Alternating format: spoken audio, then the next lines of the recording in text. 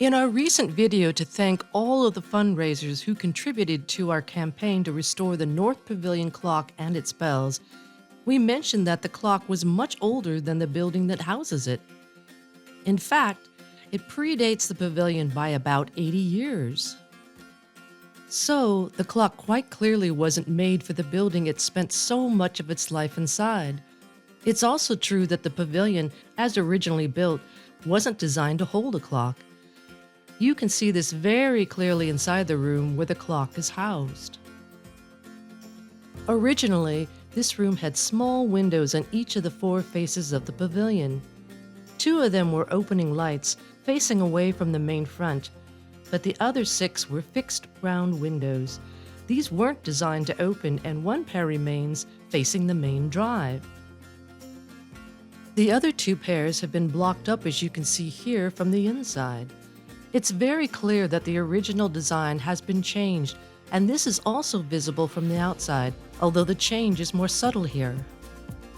If you look either side of the clock face on the exterior elevation of the pavilion, you can see some irregular stonework which doesn't follow the coarse stone layers of the rest of the building. This is where the stone inserts have been used to cover the original window openings. Back inside, it's also clear that brick pillars have been inserted into some of the original window reveals to hold steel girders. It's likely that these were installed to support the weight of the roof structure above the room and the weight of the bells. Interestingly, the timber roof structure of the North Pavilion is in its original condition, whereas the South Pavilion roof structure was largely replaced in the 20th century. But enough about the pavilion. Let's hear a little about the clock from the man who has spent the last few weeks working on it. Hi, I'm Adrian Overton and I'm a horologist, which essentially is a posh word for a clock repairer or clock maker. I started life around 34 years ago in my career at Smiths of Derby, where I was a turret clock maker.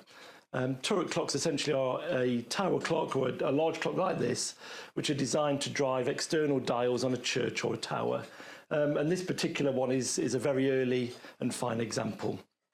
So we know this is an early clock in that the pendulum clock was invented around 1652 by a chap called Christian Huygens.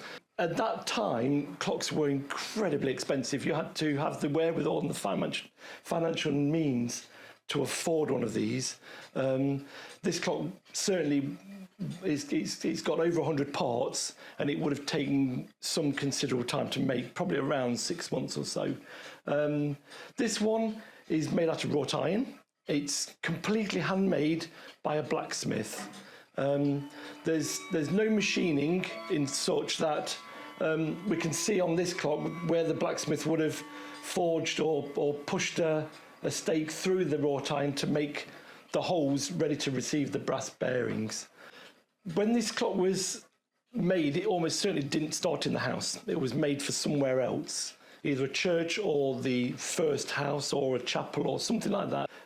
I would say around that time, around the mid-1700s, the clock was remodelled and gained an anchor escapement. This piece certainly didn't start life with this clock. The way it's been made, it's made out of steel and not wrought iron. It's just too clean and precision made to be of that early date.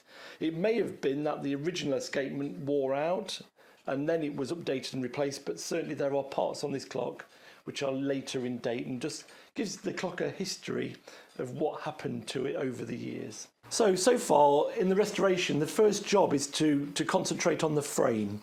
If you notice, there's no wheels in this clock at the moment. They're actually just put away at the moment for safety. What we did was we completely stripped the clock and the frame right down to its last nut and bolt.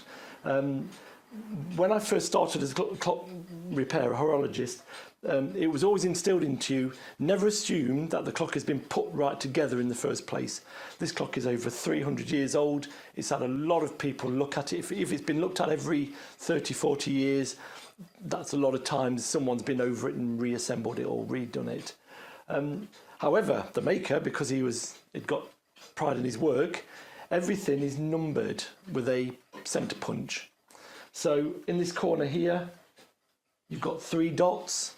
So every piece on this corner, 3 dots, 3 dots, 3 dots. And every other piece is dotted in a similar way. So when we reassembled the clock, it was actually quite straightforward to put it back as it was before. But my job originally was to get rid of all the paint. It had been painted in quite a thick paint. It was a little bit loose, and now we've got a nice solid frame. Over the years, they do twist and they do move with heat, certainly in towers because they get quite hot. So yes, that's where we are at the moment. We're now in the process of putting these pieces in the right place, checking that they're not twisted, that they sit nice and straight and square and flush, that the squares locate, so the studs haven't been moved at any time, and then also the nuts that go on it are numbered. And it's just ensuring that these are handmade nuts. There was no standard thread in the mid 1600s.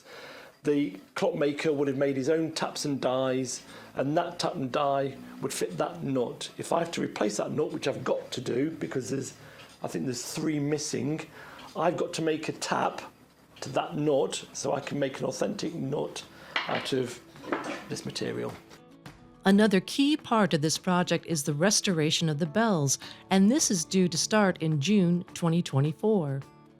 So this clock is a quarter chiming clock. It would chime on 4 bells for each quarter, and then on the hour it'd chime or strike on a larger 5th bell. So there would have been 5 bells originally with this clock.